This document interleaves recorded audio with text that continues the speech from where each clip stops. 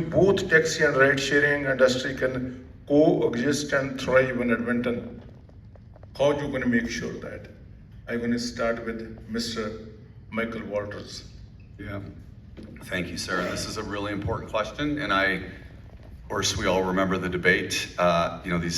This ride-sharing disruptive technologies came to cities all over the world, so Edmonton wasn't unique in trying to address something, a very aggressive company that was, bringing its technology and its business model to our city. My approach then was careful listening about how, in fact, this would affect families' financial health, their investments, their future, trying to balance and build a bylaw that, dealt with the tidal wave of this new technology and our established taxi industry. And, looking back, I can probably look you in the eye and say we didn't quite balance it fairly. And I think, but with all bylaws and with all changes, we need to stay connected to the communities that are most affected. I've certainly learned in this campaign, the challenges that this community has on this issue, among many issues, and that our relationship and making sure you have a seat at the table on those important issues matter so that we do get it right. I think that bylaw, I know that bylaw gets reviewed regularly, and there's opportunities for council to adjust and to amend to make sure that equity and fairness is a big part of it. So I can't give you a very technical answer, sir, but what I can say is that we need to learn from how we adapt to new technology, the mistakes we made, to make sure we don't make them again in the future. Thank you. Mr. Cardinal. Thank you. So we have the same problem when it comes to things like Uber, rideshare applications and technology, and things like Airbnb. And that is that not only are they not governed by the City of Edmonton, they're seemingly not governed at all. These are worldwide companies that have the ability to allow technology to come right into the devices that we're all carrying today. And there's nothing that the city can really do to interrupt that, which makes it very difficult. Even if we create some of the laws and some of the barriers that should protect taxi cab owners and plate owners, it's very difficult to get these multinational companies to actually obey those laws. So we need to find a way to get them on side.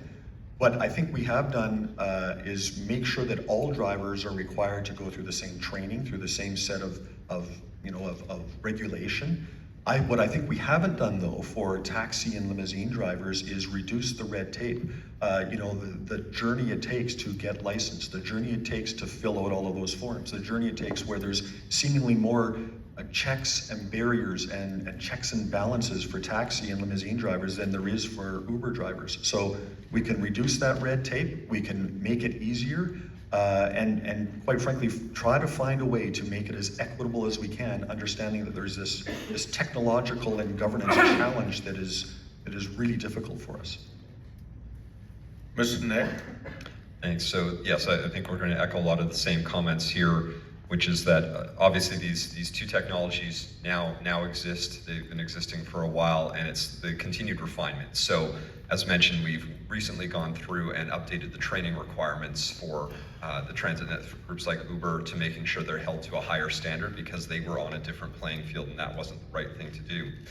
So it's good to see that change has been made. We also need to look at the costs, and it might be the licensing process, it could be the actual ability of what can be charged. But as mentioned, this is something that is on a regular review process. I've started to hear this from a number of people about the need to revise what fares can be charged, both from groups like Uber, but also what the taxis are allowed to charge and what they're not allowed to charge. So I think we'll have to work through that, find the right way, appreciating at the end of the day, we want people to have choice in how they move throughout the city, no matter what that looks like, but it should be safe, it should be affordable, but those who are actually doing the work every day, who are driving everyone, should be making essentially a living wage. They should be able to have a family, get a home through that work, and right now we're hearing that's not the case, that people are having to work that job and 2 or 3 others in order to actually sustain a living. Mr. Jeffrey.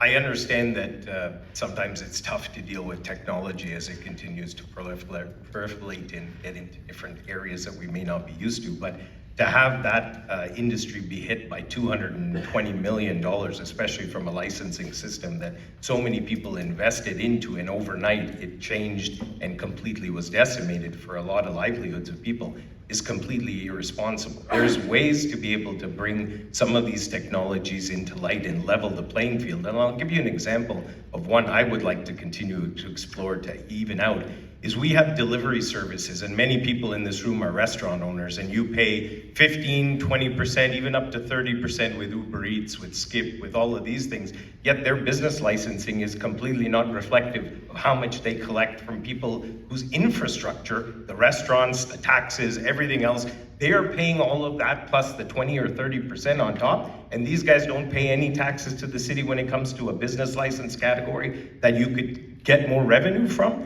This is completely absurd. And in fact, if you were a city that had a business mind, you could say to all these delivery services, you either reduce your costs to restaurateurs, drop your fees to 5 or 10%, or the city's gonna levy higher taxes against you because you're using all the infrastructure but not paying for any of it. So this is the kind of thing I would like to do, to look at ways to generate more revenue and level the playing field with all of you people who are hardworking people and getting taken advantage of by these companies. Mr. Walters? Just going to say, when you hear a good answer from an opponent, you should say, good answer, opponent. Thank you. Thank you. Great, so we're gonna move into the next round. I don't know Go if we ahead. are taking, are we taking? No, we'll participate later on. Thank Yes, you. so we're gonna move into the next round of questions. And then I just wanna give a kind reminder to put all your phones in silence, please, as we proceed with the next rounds. So the next person that I would like to ask, it will be Greg Davis. Hi, this question is started with Mr. Cartwell. It's a two-part question. What are your thoughts on revamping or examining the regulations around the real estate development and sales industry to tackle concerns around infills, real, actual affordable housing, and selling practices? And if elected mayor, how would you keep this industry in check? So, well, thank you for the question. So when it